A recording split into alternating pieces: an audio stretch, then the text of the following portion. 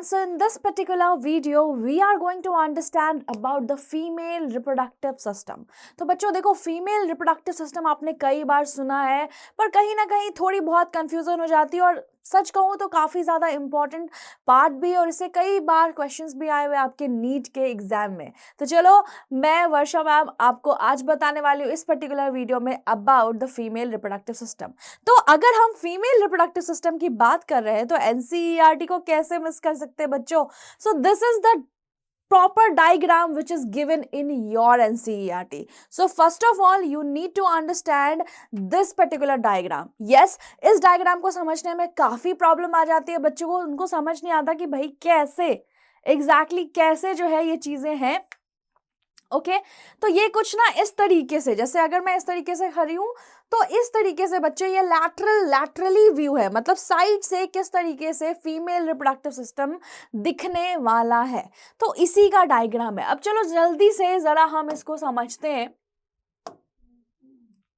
कि इसमें एग्जैक्टली हम क्या समझ सकते हैं एग्जैक्टली। देखो, सबसे पहले तो आपको सारे के सारे ना, अब यहाँ पर जो है, अब अगर हम जनरली इस तरीके से, अगर मैं सामने से खड़ी हूं तो हमारा फीमेल रिप्रोडक्टिव सिस्टम कैसा दिखेगा, तो मैं तो सिंपली बताऊंगी बच्चों कि हमारा जो फीमेल रिप्रोडक्टिव सिस्टम है ना, जस्ट मुझे मान लो, एंड ये दोनों मेरे जो हाथ है ना, it will be fallopian tube, ठीक है, तो कुछ ऐसा ही। और जो मेरी बॉडी है it will be the uterus, तो कुछ ऐसा ही फैलोपियन ट्यूब और यूट्रस दिखता है, मतलब ऑल ओवर पूरा का पूरा जो है बच्चों फीमेल रिप्रोडक्टिव सिस्टम कुछ ऐसा दिखता है। मैं जरा सा शॉर्ट सा यहाँ पर डायग्राम भी बना देती हूँ ताकि आप लोगों के लिए ज्यादा मुश्किल ना हो समझने में। एक इन शॉर्ट सा diagram.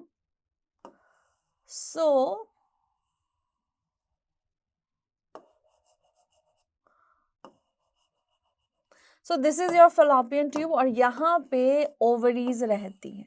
As you can see, you know, so this is the, मैंने एकदम शॉर्टेस्ट डायग्राम बना है, कुछ ऐसा ही दिखता है आपका यूट्रस। ओके और यहाँ पर ये रहा आपका, ये मैंने बिल्कुल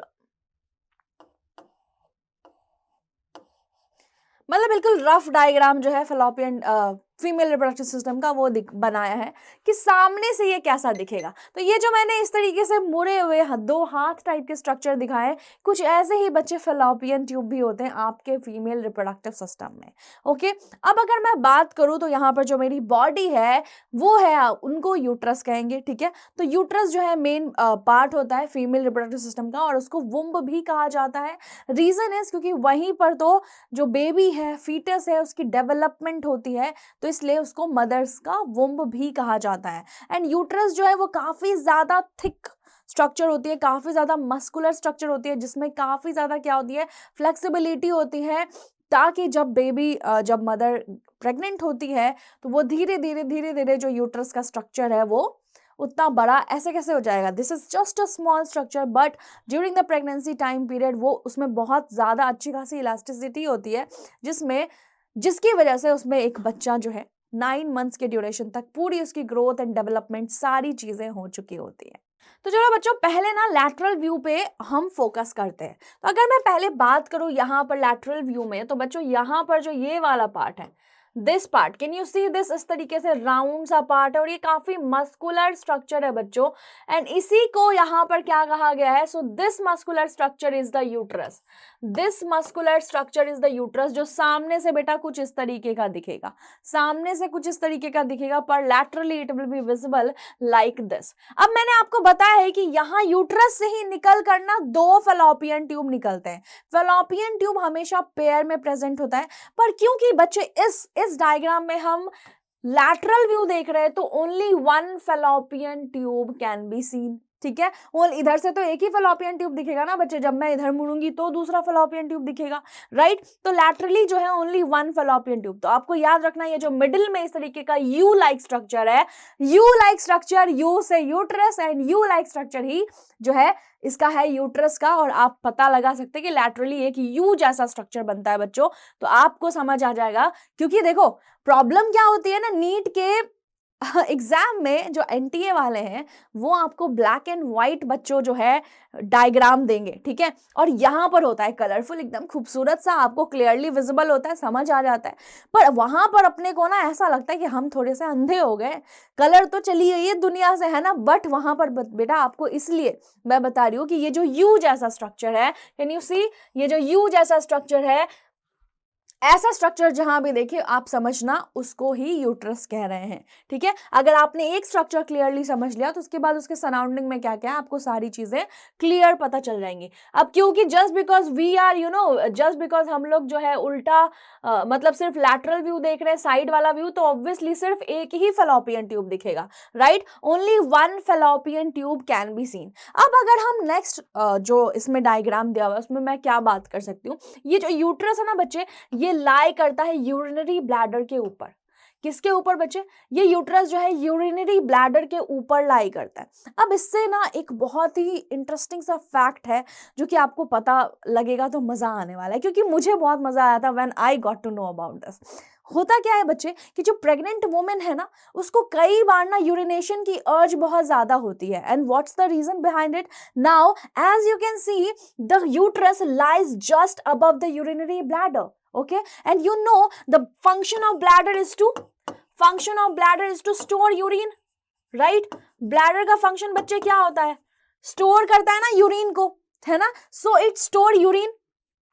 तो अब क्या होता है बच्चे, क्योंकि अब जैसे प्रेगनेंसी के टाइम में धीरे धीरे धीरे धीरे ये this uterus it keeps getting bigger, right, it keeps getting bigger. तो अब जैसे जैसे ये बड़ा होगा तो बच्चे इसका जो भार है, इसका जो वेट है वो कहाँ जाएगा, ब्लैडर पे, और ब्लैडर धीरे धीरे थोड़ा थोड़ा दब जाएगा, तो उसके अंदर का जो स्टोरेज स्पेस है ना बच्चे वो कम हो जाता है, जिसकी वजह से ब्लैडर जल्दी जल्दी फिल्ड अप होने लग जाता है, and that's why pregnant female gets the urge of urination more than a normal female. Are you getting it? So I hope it is clear, और मुझे जल्दी से कमेंट सेक्शन में लिख के बताओ मजा आया ये जानकर या फिर नहीं। चलो आगे देखते हैं। तो ये था यूरिनरी ब्लैडर के बारे में। अब ऑब्वियसली ब्लैडर से कनेक्टेड यूरेथ्रा तो होगा ही, so obviously now you get the idea. तो बच्चे आपको ये याद रखना है कि ये यूट्रस यू शेप का जो है उसके नीचे जो है बड़ा सा दैट इज ब्लैडर, और ब्लैडर से कनेक्टेड तो यूरेथ्रा ही होगा। नाउ नेक्स्ट थिंग इज, अब यहां पर जो है ना बेटा, यहां पर मैं इसको दूसरे कलर से जरा दिखा देती हूँ। यहां पर जो है बेटा, यहां पर जो ये वाला स्ट्रक्चर है तो यही यूट्रस के ही नीचे वाला स्ट्रक्चर अगर मैं यहां पे बात करूं तो इस टाइप यहां पर जो स्ट्रक्चर होता है बेटा इसको क्या कहते हैं, सर्विक्स। तो यूट्रस के नीचे वाला स्ट्रक्चर जो है उसको सर्विक्स कहते हैं, एंड इससे नीचे बेटा एक और जो है ऐसे कैनाल ऐसे निकलता है, ठीक है, जो कि एक्सटर्नल जेनाइटेलिया भी है फीमेल का, that is vagina, and cervix and vagina मिलकर बच्चे बर्थ कैनाल भी बनाते हैं। So as you can see so this one is the cervix, और इसी के नीचे से कनेक्टेड है बेटा वेजाइना, ठीक है, इसी के नीचे से कनेक्टेड है one more way that is vagina, and cervix और वेजाइना को साथ में मिलाकर we can say that it is called as birth canal. So I hope it is clear, completely clear, right. तो ये और बच्चे वही ऑब्वियसली अब मैंने बताया जैसे कि आपको यहाँ पर रफ डायग्राम में कि यहाँ पर जो ये यूट्रस के दोनों जो इस तरीके से हैं बच्चे, मैंने देखो मैं एक चीज बताती हूँ, अभी मैं ये डायग्राम मुझे देखकर समझो और आपको समझ आ जाएगा सामने से। अब फेलोपियन ट्यूब के ना बच्चे 3 पार्ट्स होते हैं। फेलोपियन ट्यूब के कितने पार्ट्स होते हैं? 3 पार्ट्स होते हैं बच्चे, isthmus, ampulla and infundibulum. Now अभी फेलोपियन ट्यूब में ना ये देखो मेरा हाथ जो है ना, हाथ से मैं क्यों इसको एग्जांपल दे रही हूँ, मेरे हाथ है, इसमें फिंगर्स है ना, इस फिंगर के नीचे ही बच्चे यहाँ पर ओवरीज रहेंगे, दोनों पेयर में प्रेजेंट होता है फेलोपियन रिप्रोडक्टिव सिस्टम में ओवरीज, और यहाँ पे फिम्बरी है, फिंगर लाइक स्ट्रक्चर प्रेजेंट होता है। अगर आपने देखा होगा मैंने यहाँ पर बनाया भी है इस तरीके से फिंगर लाइक स्ट्रक्चर। अब इस ओवरी का क्या काम है बच्चे, तो ये ओवरी जो है हर menstrual cycle every month female में जो मेंस्ट्रुअल साइकिल चलती होती है, जब वो प्यूबर्टी एज हिट करती है तो बच्चे चलना शुरू होती है, तो हर मंथ क्या है बेटा कि उसमें से ओवम रिलीज होगा, right. Now ovum gets released, और जिसकी वजह से अब ये क्या होगा, तो फिम्बरी जो है ये finger like structure, what we do, हम इसका क्या काम करते हैं, तो ये जो फिम्बरी है बेटा ये जो है हेल्प करेगा उस ओवम को, और इसकी वजह से ये चला जाएगा किधर? फेलोपियन ट्यूब में। किधर? फेलोपियन ट्यूब में। फेलोपियन ट्यूब को you can also call it as oviduct. Now fallopian tube के 3 पार्ट्स होते हैं बच्चे, that is infundibulum, ampulla and isthmus. तो अगर आपको पूछा जाए, आपकी एनसीईआरटी में लिखा हुआ है कि which is the specific place for fertilisation, तो कहा जाता है ampullary isthmus junction. Okay, ampullary isthmus junction बच्चों, ठीक है, ये कहा जाता है।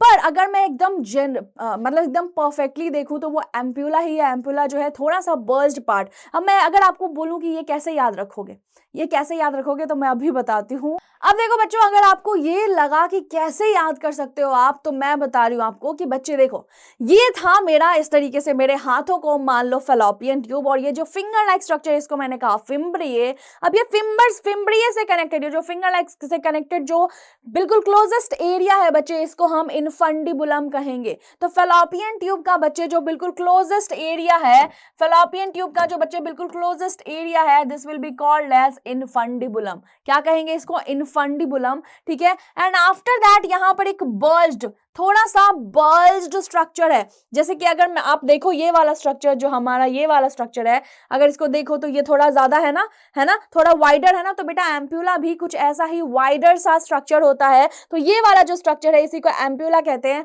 एंड फाइनली आप देख सकते हो कि मेरे आर्म्स का जो लास्ट वाला पार्ट है, that is connecting to the body, right, that is connected to the body. तो ऐसे ही बच्चे फेलोपियन ट्यूब का जो लास्ट वाला पार्ट है, that is what? Isthmus. Isthmus जो कि लास्ट वाला पार्ट है, with it is connected to the uterus. तो बच्चे ये जो लास्ट वाला पार्ट है, ये क्या हो जाएगा? This one is isthmus. Okay, और आपकी एनसीईआरटी कहती है कि फर्टिलाइजेशन यही कहीं एम्प्यूलरी इस्थमस जंक्शन में होता है। फर्टिलाइजेशन कहाँ होता है बच्चे? यही कहीं एम्प्यूलरी इस्थमस जंक्शन में होता है। So I hope you don't forget it. अब एक और बात रह गई है, क्योंकि मैं अब फेलोपियन रिप्रोडक्टिव सिस्टम इतने अच्छे से बता रही हूँ, तो एक और बात तो बता ही देनी चाहिए। यूट्रस जो है बच्चे, वो काफी ज्यादा थिकेस्ट पार्ट होता है फेलोपियन रिप्रोडक्टिव सिस्टम का, और यूट्रस के टोटल 3 लेयर होते हैं। यूट्रस में टोटल 3 लेयर्स होते हैं। अब ये क्या क्या होते हैं बच्चे, तो चलो मैं जरा इसको लिख देती हूँ। फर्स्ट लेयर जो है यूट्रस का, that is perimetrium. Perimetrium. Second जो है दैट इज मायोमेट्रियम।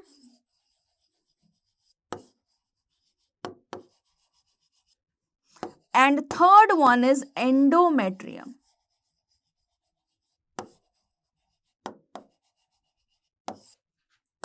तो बच्चों अगर मैं बात करूं पेरीमेट्रियम जो है यूट्रस की सबसे आउटर मोस्ट लेयर जो होती है, that is known as perimetrium. अगर मैं मायोमेट्रियम की बात करूं तो मायोमेट्रियम में क्या होता है, काफी ज्यादा मस्कुलर रीजन होता है, काफी थिक एरिया होता है।